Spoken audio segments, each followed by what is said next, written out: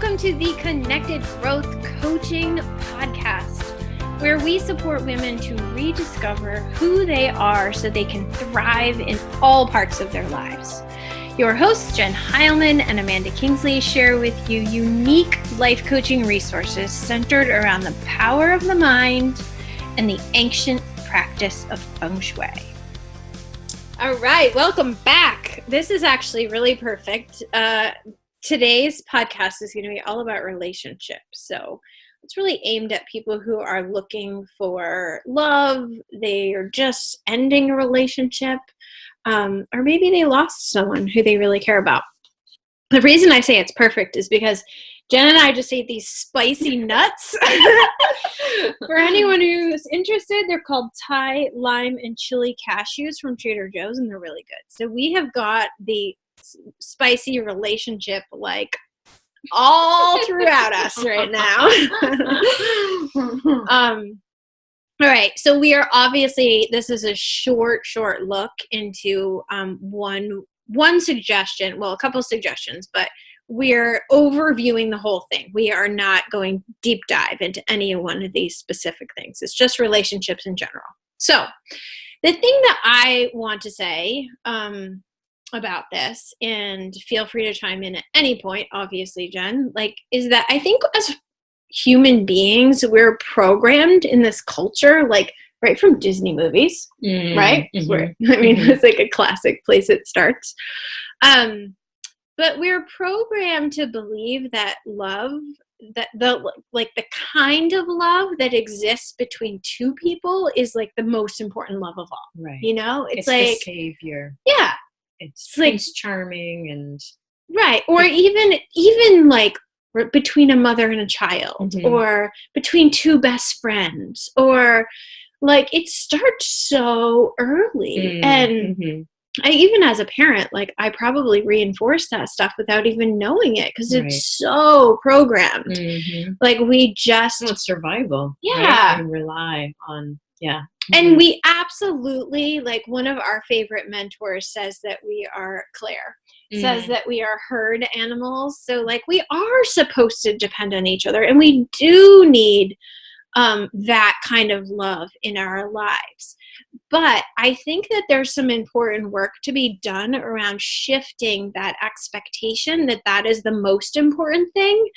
And shifting it to go, wait a second, what about am I broken? What about just loving myself and feeling whole and complete without that kind of love in my life, right?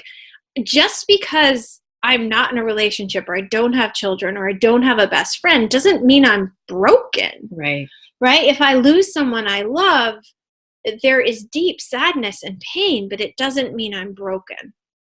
And so I just think it's really interesting that that message is so strong in our culture, that love is a two-person thing. Right. And not just that, but that we're not conditioned in any way to love ourselves, right? To love and respect, and to have any form of intimate relationship with ourselves. We're basically, told not to be different. We're told to conform to a certain way of being, whether it's within your family or your community.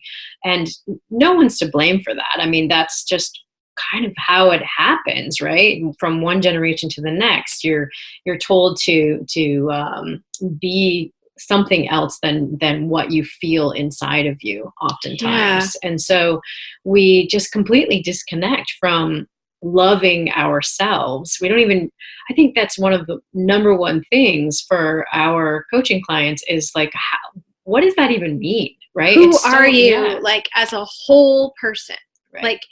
You are whole and complete. You are not broken. Even if you've been through a really challenging divorce, or even if you've been looking for love for, 7 years in all the wrong places, whatever it is, that doesn't make you broken.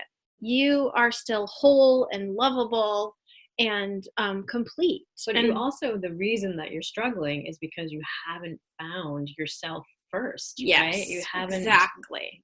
gotten in touch with that foundation to understand what it is to be in a relationship with yourself, never mind someone else. And so if you don't know those core needs of, what it is that makes you happy and the things that, inspire you, or the things that make you feel comfortable, you're so far removed from that when you get into a relationship with someone else, it fails. Yeah. Because you repeat it. Yeah, exactly.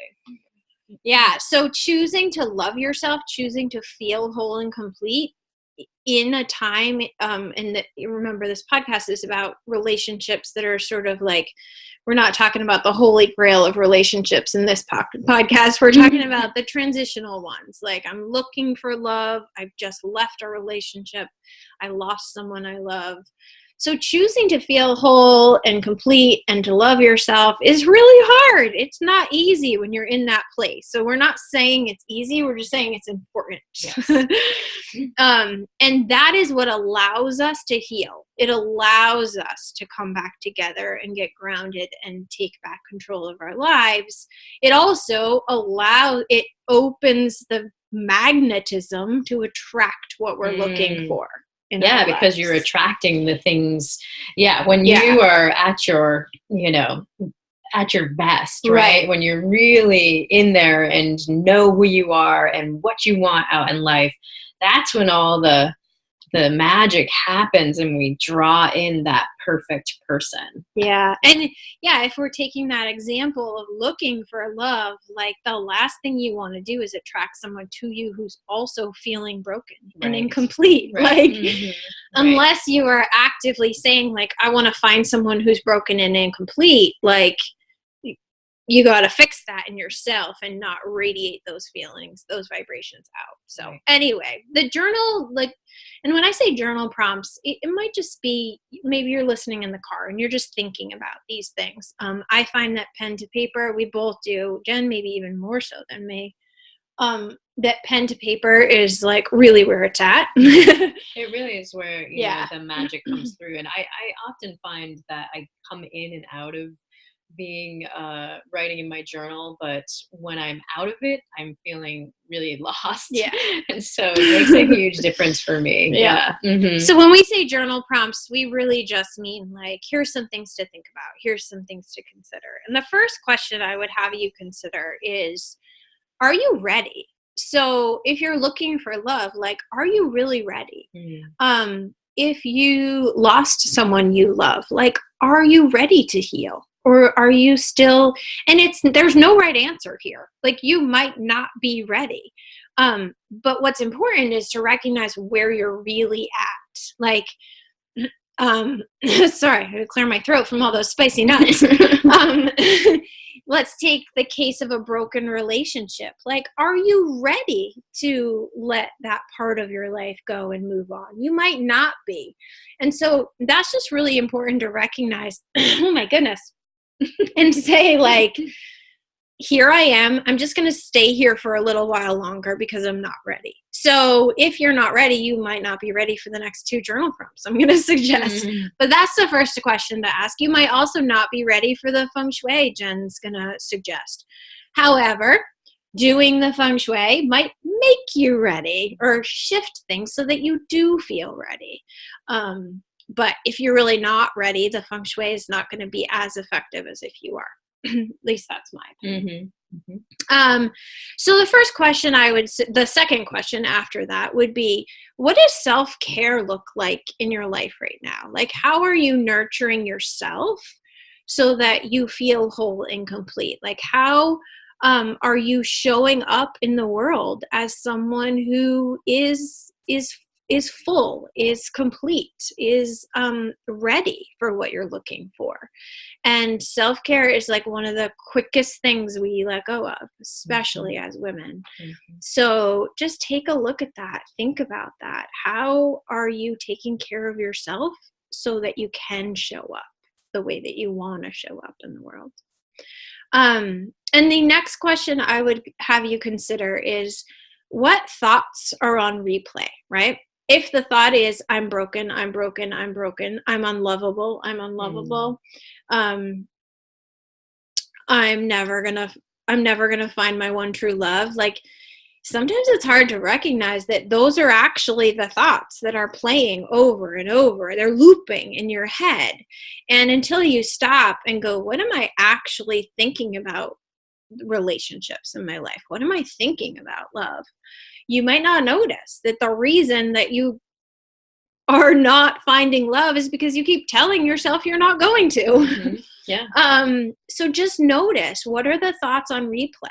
Just you might just be going about your day and you hear one, you're like, oh, that's a thought I keep thinking. Jen and I do journal work every day in our planners, and one of the things I noticed that defeat is a word that keeps coming up for me. And I was like, this is so interesting, because I show up here and do this every day. I know that something's on replay, like something's not right, because this keeps coming up for me. And so I got to go in and find it. But I literally just noticed that this morning. I was like, there it is again. And so now I'm going to go in, I'm going to do the work, and I'm going to figure out how to stop that replay. So that's my thing. I want you to just think about what are the thoughts you keep telling yourself, and are they nourishing your spirit, or are they keeping you stuck?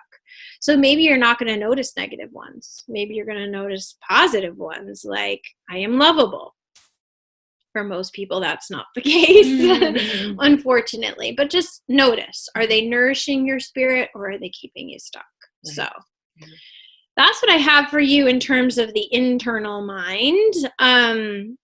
And it's peas in a pod. Like, these things go together. So stay tuned after the break, and let's talk about what Jen has in mind for feng shui. It's gonna be good.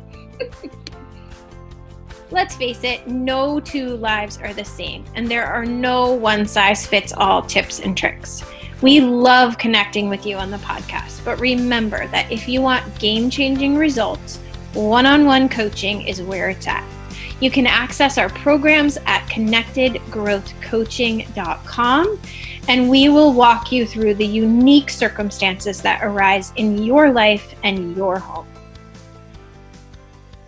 Okay. We are back, and for the feng shui, for really embracing the relationships, the love and relationships in your life, the specific area is love and relationships. This area, if you don't know, is in the back right corner of your home. And the first thing I want you to decide is, I think oftentimes we go in and try to feng shui our space without having an intention in mind. And so the first thing I want you to do is to decide what you want, right? Is it a new relationship? Is it a better relationship with yourself? Like, what is the circumstance that you're trying to achieve? Because once you know what you're trying to achieve, you can actually have a result. Imagine that. Right. So that is one thing that I think people forget when they are doing this work. So it's like I was like thinking, it's like going into the grocery store and being like, I'm here for groceries. Right. I'm here for groceries. Right. And like, none of the groceries are going into your cart because you're actually there for milk, but you keep telling yourself, I'm here for groceries. Right. And you're like waiting for something to happen. Right. Like, yeah, exactly. You have a list because those are the things you're going to take home. Like, why are you doing the feng shui work? What is it that you want back out of it? Right. That's the intention. Yeah. Right. Okay, there's my grocery tangent. Nice. I'm terrible. I like your grocery tangent. I'm such an interrupter. Perfect. You're fine. It's good. I love it. It's great to have that insight, you know. So the next thing, so once you know where this space is in your home, the next step is to take a look, right? To take a look at what is actually happening in that space. Is it sometimes it's completely missing from your home, you know? So there's that, or it could be, you know, a space that's full of clutter, or it's just, you know, it's a dark, and maybe it's the garage, you know, that sort of thing. And so just become aware. Cold, uninviting, you know, locked up, you know, with padlocks on the outside, you know, like what are you, because your space is representing what the circumstances, what the energy that you're putting out into the world. So if your love area is a locked up storage area, then you might want to think about, shifting that, because it's, that's the energy that you are actually putting out into the world, right? Is locked up and shut down. Locked up and shut down, right? So if you're looking for love, that's not exactly the place to start. So just, your space is actually, it's pretty accurate. Feng shui is very open and honest. And when you are looking at it through those eyes, you start to see your life in a very different way. And so, so notice those things. And when you start to notice those things, you start to get honest with yourself about the energy that you're actually putting out into the world. So if you have things in your space that are counterproductive, like say you have photos of your ex, or or love letters, or broken vases, broken vases, or dead flowers, or anything that's counterproductive to you expressing love and receiving love, and having really wonderful relationships with the people in your life, then remove those things. I mean, it's pretty obvious once you start looking at your space in that way. You'll start to notice, and you'll be like, oh, duh. I often use the story about a one woman that had me come into her space, and she was having difficulty with her relationship, and so we ended up upstairs looking at the master bedroom. And as soon as you walk in the door, there's these two pieces of art that of two people sitting, basically across the room from each other, looking in the opposite direction. So each piece of art was of a single person, and they were not looking at each other, and they were separated from across the room. And, so just symbolism that, is that's the things you're looking for, is this kind of symbolism in your space.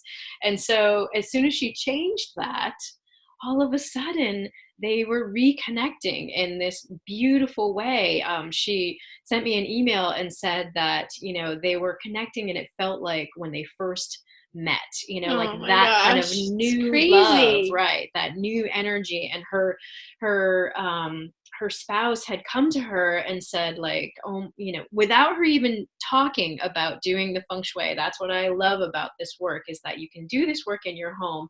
You don't have to tell anybody about it. You just, you do the work, and it opens up the energy for everyone that lives in your space. And so her spouse came to her and was, telling her how much she loved her, and, wouldn't want to be with anybody else, and so it was just this really powerful thing. So look at your space with those newfound eyes, and see what's going on, what's actually going on. So there's also, so as you remove things, you want to replace it with things that make you feel empowered, right? And invite a new energy, and the energy that you want to create in your life. So some of the things that resonate with that area particularly are, so color is a big thing in feng shui. This area resonates with the color pink.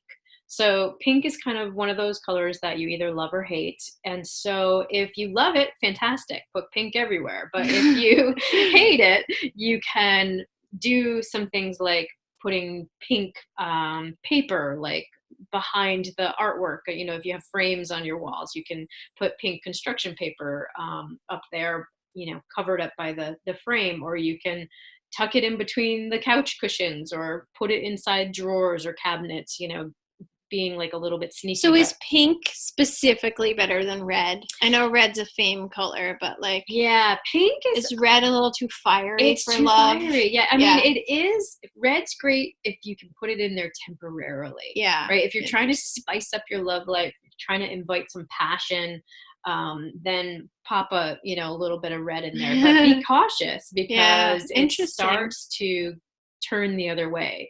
Things get argumentative. Things get fiery. They get fueled up. So pink is a nice, Pink's where it's soft, at. like, Mhm. skin tones, that kind of thing. And this all applies to the way you feel about yourself. Yeah. All of Mhm. that. Right, All right, exactly. so Yeah. pink. So pink is great, soft, inviting materials, right? So, my love area is the mechanical room for our pool. So, like, how can you make that How lovely. right? It's soft and inviting.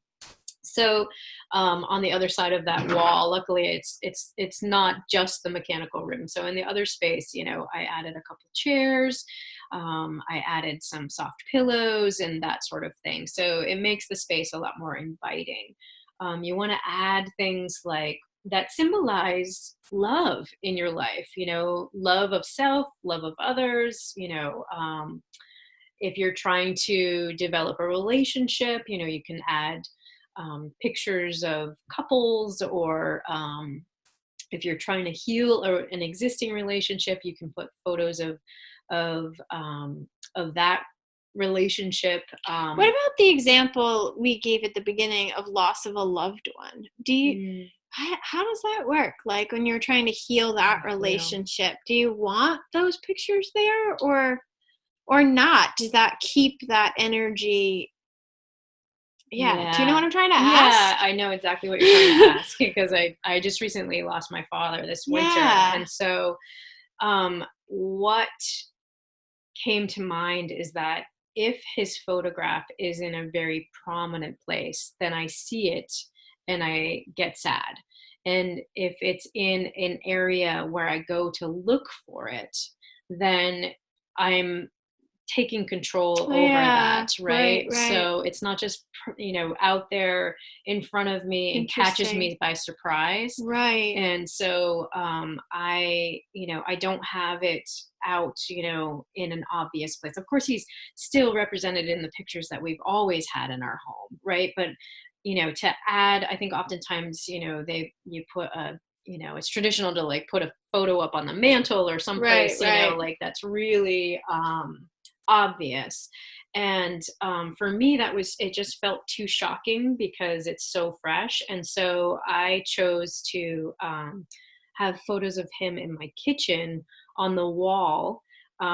So as I'm doing dishes, I can turn and I can see him and I can have a conversation with him, Yeah. instead of it, it's my choice rather than being surprised by it, because It'd be it's a so really raw. interesting podcast episode for us on its own. Yeah. Oh my gosh, there's so many awesome podcasts ahead. I know. It's okay, exciting. sorry. Yeah. I interrupted again. No, it's So I was okay. curious about that. Yeah. I think that's pretty much it. Yeah. So Right. just adding the positive things that make you feel, that love feeling towards yourself and towards Yeah. others. Yeah. So, and removing all the things that don't make you feel that way. Yeah. So it's really that simple. It is. Yeah. And then I love how you always say look for the signs. Like Yeah. then look for it. Like if you're Right. asking for it by doing the work, then you want You to gotta look for it. Yeah, you gotta listen. You gotta see. You gotta wait for the magic to shift, because it always does. Yeah. It does, and you just have to be open to seeing it. It may not be Prince Charming riding up on, gallantly riding up. It could be, but it's not necessarily as obvious as that. But then maybe it's someone who's like obviously not a good fit if it's the case of looking for love. Like Jen and I just had an experience where we were looking for somebody, and we kind of were like, okay, universe, give us signs. And the sign was like, nope, that's not the person. Do not pass. Right? Yeah, so the sign might, just because that person comes into your life, might not mean because they are the one. It might be because they are not the one. Right. They're just showing you what you need to remember. Yeah, oftentimes your exes will start calling, or it's like the universe is challenging you. Once you dive into this work, there's this actual stage that happens that I call the hiccup stage, and it's the universe is literally testing you to see if you're going to go back into that old pattern. And so it may be an old boyfriend calling you up and challenging you, or it could be just about anything, but it usually is something like that. Yeah. Wow. Yeah. All right. Well, that is our overview on relationships. Mm-hmm. Yeah. As you can tell, or we can talk about all this stuff for hours. So until the next podcast, we'll call it a wrap. Right. Bye, everyone. As always, thanks for listening. If you learned something today that can help the people in your circle, please help us get the word out by sharing. When you leave us a rating and review on iTunes, it not only warms our hearts, but it helps people find us. We are eternally grateful for your support, and we're looking forward to connecting with you next week. Until then, you can find the show notes at www.connectedgrowthcoaching.com. You can grab your journal and then get your shui on.